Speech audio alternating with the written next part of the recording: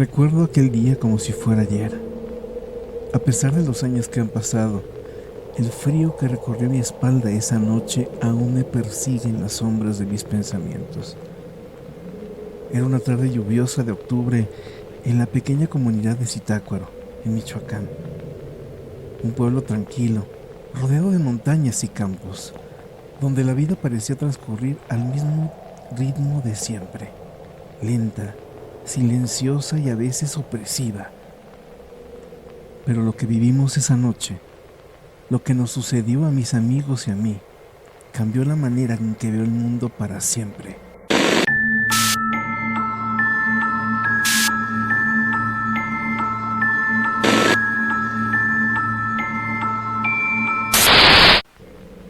Todo comenzó con una idea estúpida. Siendo adolescentes creíamos que éramos invencibles, que podríamos desafiar lo desconocido sin consecuencias. Éramos 5 amigos: Raúl, Mariana, Luis, Sofía y yo, Mateo. Todos estudiábamos en la misma secundaria y solíamos pasar los fines de semana juntos. Raúl, siempre el más intrépido del grupo, había propuesto que jugáramos con la Ouija. Sí, esa tabla que supuestamente te permite comunicarte con los espíritus. Al principio, todos nos reímos de la idea. ¿Quién en su sano juicio creería en esas cosas? Pero entonces Sofía, quien era la más supersticiosa de nosotros, dijo algo que encendió la chispa en nuestras mentes jóvenes y ávidas de adrenalina. ¿Han oído hablar de la casa de los Méndez?, preguntó bajando la voz como si estuviera revelando un secreto oscuro. La casa de los Méndez era una vieja casona ubicada en las afueras del pueblo, un lugar que siempre había estado envuelto en rumores y leyendas. La familia que vivía ahí había desaparecido misteriosamente hacía más de 10 años. Nadie sabía qué les había ocurrido, y el lugar había quedado abandonado desde entonces. Algunos decían que esa casa estaba maldita. Dicen que en esa casa han visto sombras por las ventanas, que se escuchan voces por la noche, continuó Sofía, mirándonos con ansiedad. Si vamos a jugar a la Ouija, deberíamos hacerlo ahí. En ese momento, algo en mi interior me dijo que no deberíamos hacerlo. Había algo en la idea que me incomodaba profundamente, pero como siempre, el miedo a parecer cobarde frente a mis amigos fue más fuerte que cualquier otra sensación. Así que accedimos. Todos estábamos de acuerdo. Esa misma noche nos reuniríamos en la casa de los Méndez con la tabla de Ouija de Raúl. El sol se estaba ocultando cuando nos dirigimos al lugar. Las calles estaban desiertas, solo los sonidos lejanos del viento y el crujir de las hojas nos acompañaban. La casa de los Méndez se alzaba ante nosotros, oscura y lúgubre, como una presencia maligna que esperaba nuestra llegada. Sus ventanas rotas y su fachada descuidada eran testigos silenciosos de los años de abandono. Un escalofrío recorrió mi cuerpo cuando la vi de cerca, pero no dije nada. Raúl fue el primero en cruzar el umbral, empujando la puerta de madera que crujió de manera espeluznante. El interior estaba cubierto de polvo y moho. Las paredes manchadas por la humedad parecían palpitar con una energía oscura. Nos instalamos en lo que alguna vez fue la sala de estar justo en el centro de la casa. La luz de nuestras linternas apenas iluminaba el lugar, haciendo que las sombras bailaran a nuestro alrededor. ¿Están listos?, preguntó Raúl, mientras sacaba la tabla de Ouija de su mochila. Nadie respondió, pero el silencio era suficiente confirmación. Nos sentamos en círculo alrededor de la tabla, con las manos temblorosas apoyadas sobre el planchet. Luis, el más escéptico del grupo, fue el primero en romper el hielo. «Esto es una estupidez», dijo, aunque su voz no sonaba tan segura como pretendía. «No va a pasar nada». Raúl lo ignoró y comenzó con el ritual. Repitió las palabras que había encontrado en algún libro viejo. Espíritus del otro lado, si están aquí, manifiéstenlo. Estamos aquí para comunicarnos con ustedes. Al principio nada ocurrió, solo el silencio nos rodeaba, roto ocasionalmente por el crujido de la madera vieja bajo nuestros pies. Pero entonces sentí una leve presión bajo mis dedos. El planchete se movió, despacio, de manera casi imperceptible. ¿Quién lo está moviendo?, preguntó Mariana con la voz temblorosa. Nadie respondió. Todos juramos que no estábamos haciendo trampa. El planchet siguió moviéndose más rápido esta vez, hasta que formó la palabra hola. El aire en la habitación se volvió más denso, casi irrespirable. Podía sentir cómo mis latidos se aceleraban y una sensación de peligro inminente comenzó a apoderarse de mí. ¿Quién eres?, preguntó Sofía con la voz apenas audible. El planchet comenzó a moverse de nuevo, esta vez con una rapidez que no podía explicar. Formó otra palabra: mal. Esto no es divertido. Raúl, ¿qué demonios está pasando?, dijo Luis, comenzando a levantarse, pero Raúl lo detuvo. Cálmate, solo es un juego. Pero todos sabíamos que algo andaba mal. La temperatura en la habitación había bajado de repente y una presencia invisible, pero palpable, parecía estar observándonos desde las sombras. Mis ojos recorrían el lugar buscando algún indicio de que alguien más estuviera con nosotros. Fue entonces cuando lo vi. Una figura apenas distinguible entre las sombras se movía en el pasillo que daba a la cocina. Era delgada, alta, con una forma humana, pero al momento de su movimiento era como antinatural, como si se deslizara en lugar de caminar. Mi garganta se cerró, incapaz de emitir sonido alguno. ¡Mateo!, gritó Mariana rompiendo el silencio. ¿Lo viste? No tuve tiempo de responder. El planchete movió violentamente una vez más, formando la palabra que nunca olvidaré: muerte. La linterna de Sofía parpadeó y luego se apagó por completo, sumiéndonos en la oscuridad. El pánico se apoderó de nosotros. Todos nos levantamos al mismo tiempo, pero antes de que pudiéramos salir corriendo, escuchamos un golpe fuerte proviniendo del piso de arriba. Parecía como si alguien o algo estuviera caminando pesadamente sobre el techo de madera. ¡Vámonos de aquí!, grité, tratando de moverme hacia la puerta, pero mis piernas parecían no responderme. Raúl intentó abrir la puerta, pero estaba cerrada. No había forma de que se cerrara sola, ya que no la habíamos trancado al entrar. Golpeaba con desesperación, pero la madera no cedía. Fue entonces cuando escuchamos la voz, un susurro bajo y gutural, como si viniera de las entrañas de la casa. No se vaya. Luis, que siempre había sido el más valiente, estaba pálido, casi inmóvil. Miraba fijamente hacia el pasillo donde yo había visto la figura. Sin previo aviso, cayó al suelo, como si lo hubieran empujado con una fuerza invisible. Empezó a convulsionar, sus ojos en blanco y la boca abierta en un grito silencioso. Corrimos hacia él, pero antes de que pudiéramos hacer algo, una risa macabra resonó en toda la casa.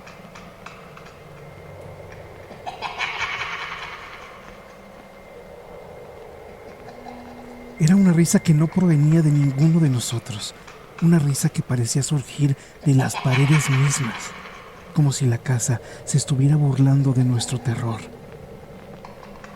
Finalmente, Raúl logró abrir la puerta y sin mirar atrás salimos corriendo hacia la oscuridad de la noche. Nadie habló mientras huíamos, solo el sonido de nuestros pasos apresurados y el latido ensordecedor de mi corazón llenaban el aire. Llegamos al pueblo sin decir una sola palabra, cada uno de nosotros perdidos en sus propios pensamientos, tratando de comprender lo que acabábamos de experimentar. Pero sabíamos que algo había quedado atrás en esa casa, algo que no pertenecía a este mundo. Los días siguientes a nuestra experiencia en la casa de los Méndez fueron una tortura emocional para todos.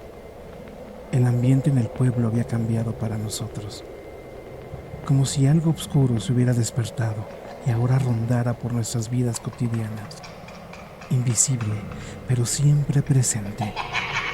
El miedo se había instalado en cada rincón de nuestras mentes. A pesar de intentar mantener las apariencias, era evidente que todos habíamos cambiado. Luis, quien siempre había sido el más valiente, comenzó a comportarse de manera extraña. Al principio, simplemente parecía más callado, retraído, pero pronto notamos que ya no dormía bien. Sus ojos estaban siempre enrojecidos y a menudo lo encontrábamos murmurando para sí mismo. Al principio creímos que era solo un shock de lo que había sucedido, pero pronto empezó a empeorar. Una tarde, una semana después de aquella noche, Luis se presentó en mi casa, agitado y fuera de sí. Sus manos temblaban y sus ojos estaban vidriosos, como si estuviera en trance. Me contó con la voz rota que llevaba días sin poder dormir porque cada vez que cerraba los ojos veía sombras que lo acechaban. Decía que ellos lo llamaban por su nombre. Cuando le pregunté quiénes eran ellos, me miró con una mezcla de terror y resignación. Son los mismos que estaban en la casa, me dijo. Los que nos siguieron desde esa maldita ouija. Intenté tranquilizarlo, decirle que solo eran pesadillas, que todo estaba en su cabeza, pero no parecía escucharme. Estaba convencido de que algo lo seguía, algo que quería arrastrarlo hacia la oscuridad. Aquella conversación me dejó inquieto, pero lo atribuía al miedo residual de lo que habíamos vivido. Lo que no sabía es que el horror apenas estaba comenzando. Un par de noches después, me desperté en medio de la madrugada, con la sensación de que no estaba solo en mi habitación. Mi corazón latía con fuerza y mis ojos recorrieron cada rincón oscuro en busca de algo, de lo que fuera. Fue entonces cuando lo escuché. Al principio, creí que era el viento, pero no. Era un susurro bajo y gutural, como el que habíamos escuchado en la casa. Mateo, ven. Mi piel se erizó y me paralicé de miedo. No había forma de que alguien pudiera estar en mi habitación, pero el susurro se repetía con más insistencia. Ven. No te vayas. Salté de la cama, encendí la luz y busqué desesperadamente cualquier señal de que alguien o algo estuviera ahí conmigo, pero no veía nada. Solo el silencio y mi respiración agitada llenaban el cuarto. Esa noche no volví a dormir. A la mañana siguiente, cuando fui a la escuela, noté que Sofía tampoco había dormido bien. Sus ojos estaban rodeados de ojeras profundas y su semblante estaba pálido, casi fantasmal. Nos apartamos de los demás durante el receso y fue entonces cuando me confesó que ella también había empezado a escuchar susurros en la noche, la misma voz, llamándola por su nombre. Mariana, quien siempre había sido la más racional del grupo, no quiso hablar mucho del tema cuando lo confrontamos, pero pude notar que algo también le estaba afectando. Ya no era la misma. De hecho, nos dijo que había estado pensando en mudarse con sus tíos en Guadalajara, algo que nunca antes había mencionado. Intentaba huir del pueblo, huir de la experiencia que nos perseguía, pero todos sabíamos que no importaba dónde fuéramos, lo que fuera que habíamos despertado en la casa de los Méndez nos seguía. Luis fue el primero en quebrarse del todo. Una noche, recibí una llamada de Raúl. La voz en el teléfono estaba desesperada y entrecortada. como si Raúl apenas pudiera respirar. Me contó que había recibido una llamada de la madre de Luis, diciendo que lo había encontrado en su cuarto, con las paredes cubiertas de palabras garabateadas en sangre, palabras que no tenían sentido. Había intentado acabar con su vida, pero le encontraron a tiempo para llevarlo al hospital. No obstante, según Raúl, los doctores no le daban muchas esperanzas. Lo más aterrador de todo era lo que había escrito en la pared: ellos me tienen. Fui al hospital esa misma noche, pero cuando llegué, los padres de Luis no me dejaron entrar a verlo. Estaban devastados. Luis había caído en coma y no había señales de que fuera a despertar. Mientras esperaba en el pasillo del hospital, algo oscuro comenzó a germinar en mi mente. Todo esto era nuestra culpa. Algo nos había seguido desde la casa, algo malvado, y ahora estaba reclamando lo que le pertenecía.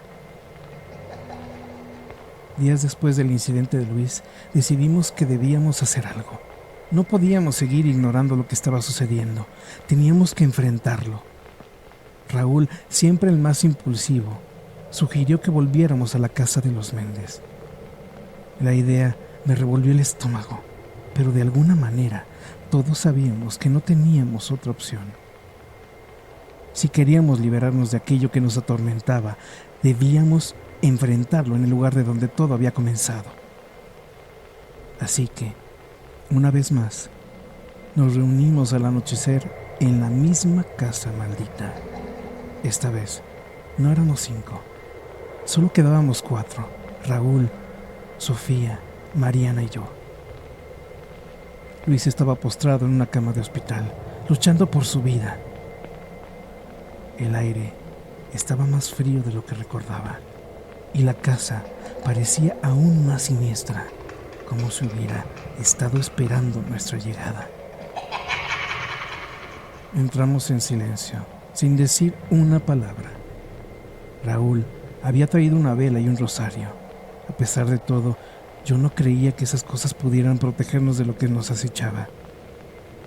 Nos instalamos en la misma sala de estar donde habíamos jugado la ouija aquella noche. El polvo y el moho seguían presentes, pero esta vez había algo más en el ambiente, una presencia que se sentía más pesada, más amenazante. Raúl encendió la vela en el centro de la sala y empezó a rezar en voz baja. No era algo que soliera hacer, pero todos estábamos desesperados. Mientras lo escuchábamos murmurar las oraciones, los susurros comenzaron de nuevo. Esta vez eran más claros, más fuertes. Mateo. Sofía. Raúl. Mariana.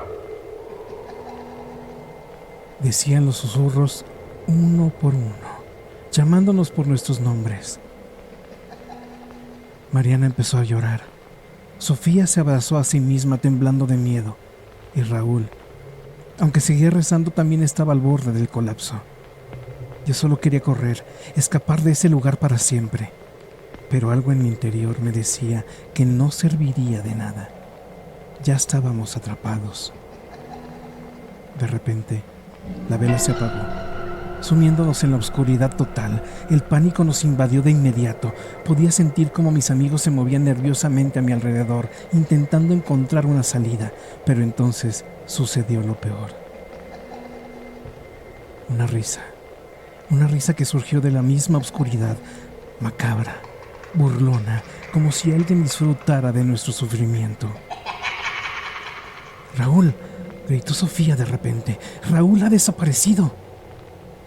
Encendí mi linterna lo más rápido que pude y efectivamente, Raúl no estaba con nosotros.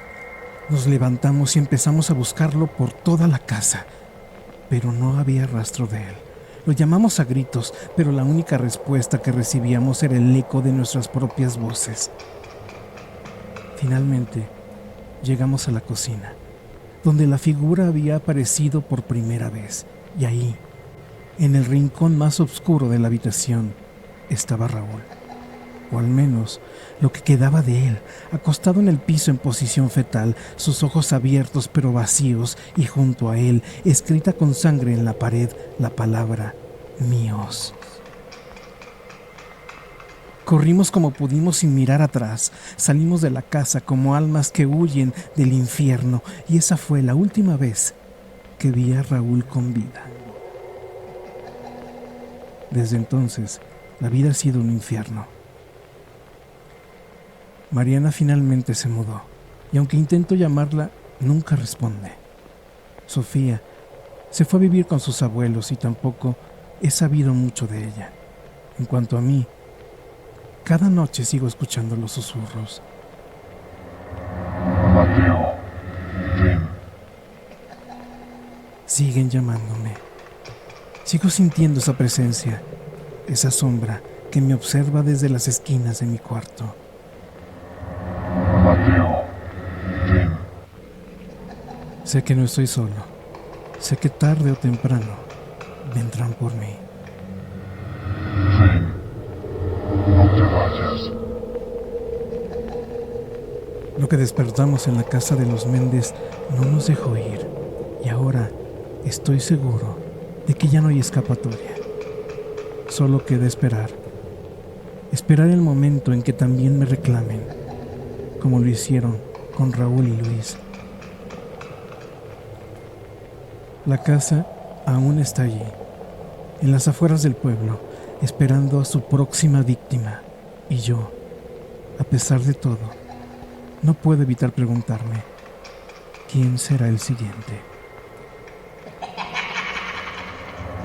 Mateo, ven.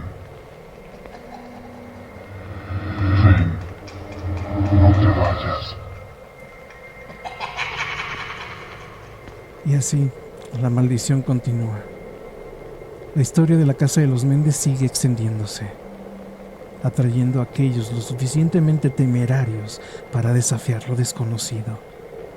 Quizás algún día alguien logre romper el ciclo, o tal vez esa oscuridad jamás se apague.